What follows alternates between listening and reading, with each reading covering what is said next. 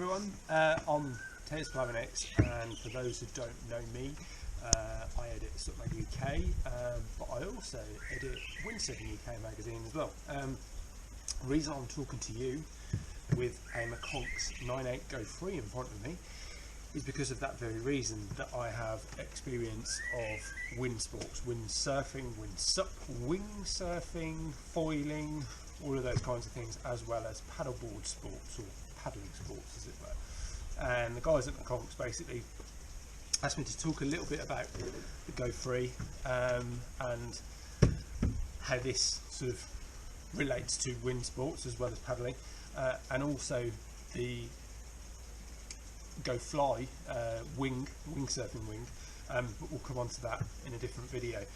So basically, because of my experience, that's why I've been roped in to talk a little bit about this. So as I say, this is the McConks 9.8 Go Free. This comes in two versions, as I understand. This one is very much optimised for the windier end of the spectrum. As such, you can see various deck clutter, if you want to call it that. Not that it is cluttered, but there are things on the deck which, for people who are not used to, that will be a little bit alien.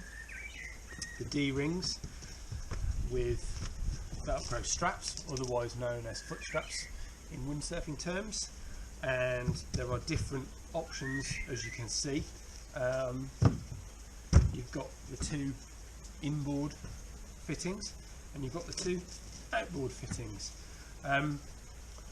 This board, as I said, very much optimised for the sort of windier end of the wind-sup spectrum. You can get a lot of boards, inflatable and rigid, that have got rig attachments, so you can put a sail on, and you know, they're basically able to be piloted around with a paddle, but also when it gets windy, the idea is that you plug a sail in and you can use them in light wind, windsurf mode, windsup mode, for want of a better term. That's what we tend to call it. Over the past few seasons, we've seen more and more kit sort of become optimised for more efficient wind handling, if you like, and this is one of those boards. And obviously last season, for those paying attention, we saw the explosion, if you like, certainly from an interest point of view, of wings, wing surfers, wing foils, whatever you want to call them. Basically, they're almost a little bit like kites, but without the actual lines, so you hold on to the actual engine, the wing itself. And a lot of SUP brands have sort of jumped on the wing surfing, wing foiling concept. McConks, their idea is to sort of use the wing. You can use it in foiling mode. We've been testing it. We've had a bunch of prototypes from McConks, and we've actually been testing that for Standup Mag UK, and they can be used for foiling fine. But the idea is to sort of focus a little bit more at that sort of non-foiling end of the spectrum, and focus on the board being stuck to the water. But like I say, I'll look at the wing in a different video. For this one, so we're looking at the 9.8 Go Free, and what makes this particularly good for windy sports, if you like. So like I say, we've got the foot straps, different options, so you can have the foot straps set inboard or set outboard as they are. The foot straps themselves are actually just bits of Velcro, you know, nice and easy to adjust, pretty much like so you can get the optimum fit to your feet. And for additional comfort, you've got these neoprene covers, which just slot around them like so. We've seen this before actually in windsurfing, funnily enough. There are a couple of brands out there that have had, in seasons past, performance orientated inflatable windsurf boards, so air balls that were designed with planing in mind. This one is also designed with planing in mind. I'll get to the why on that in a minute and how.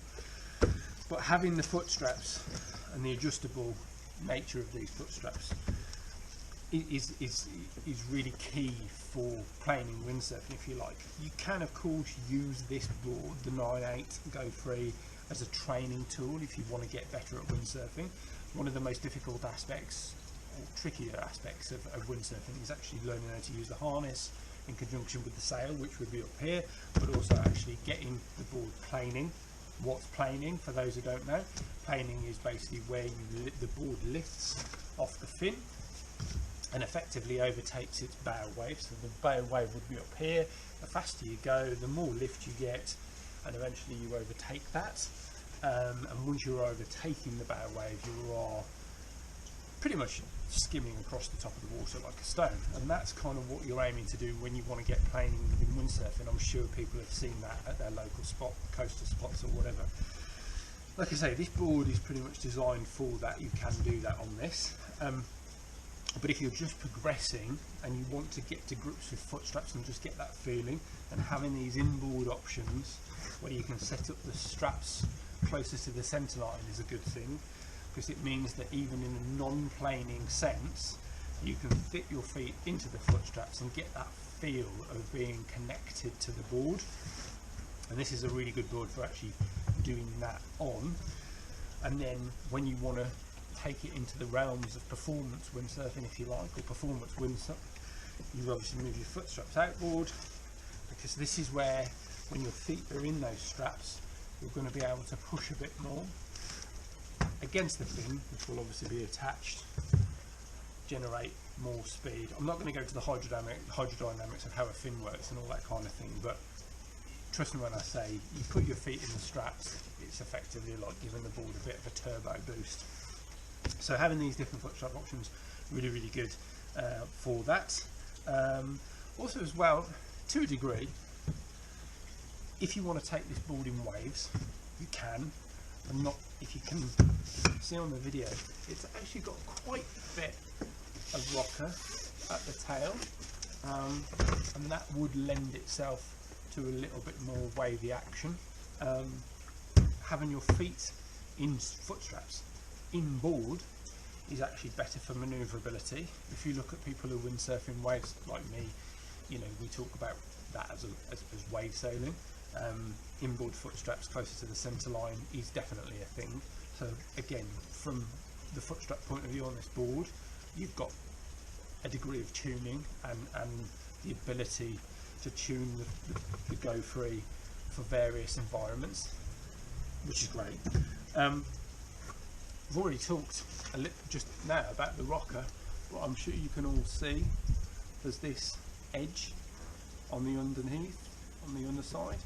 So that is a hard edge, if you like, but it's hard yet malleable still, so it's rubber, and it runs all the way around the back, more or less a third of the go free. And the idea behind that is, as much as it is still soft, because this is an inflatable, so you need to be able to roll it up, that hard edge increases the efficiency when on the water, so it means that it tracks and glides a bit better. So the water releases off that edge better than if it didn't have that edge on at all, because a rounded edge effectively has the water sticks. Okay, so it sort of sucks the board to the water. By having the hard release edge, it means the water gets thrown off the underside of the board, if you like, which makes the board move through the water more efficiently. And when you're trying to generate the speed to overtake the bow wave to get planing, having an efficient means of doing that, and anything that can help you do that, is a good thing. So having that hard release edge, that's a good thing, and that will aid planing. So that's your foot straps, that's a hard edge, that's a hard rail release edge, the rubber release edge. You can see as well with this particular board, this fin, which is quite key.